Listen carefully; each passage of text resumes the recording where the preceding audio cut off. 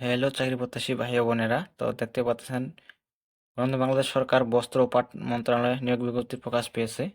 তো এখানে আবেদন করতে হবে অনলাইনের মাধ্যমে। এখানে আবেদন শুরু হবে 17 ফেব্রুয়ারি 2025 সোমবার সকাল 10 ঘটিকা।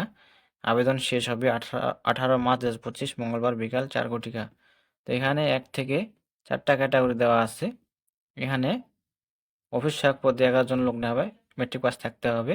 3 নং পদে আছে অফিস সহকারী কাম কর্মীর মধ্যে 3 জন, এখানে উচ্চ মাধ্যমিক পাস থাকতে হবে, অবশ্যই কম্পিউটার জানতে হবে।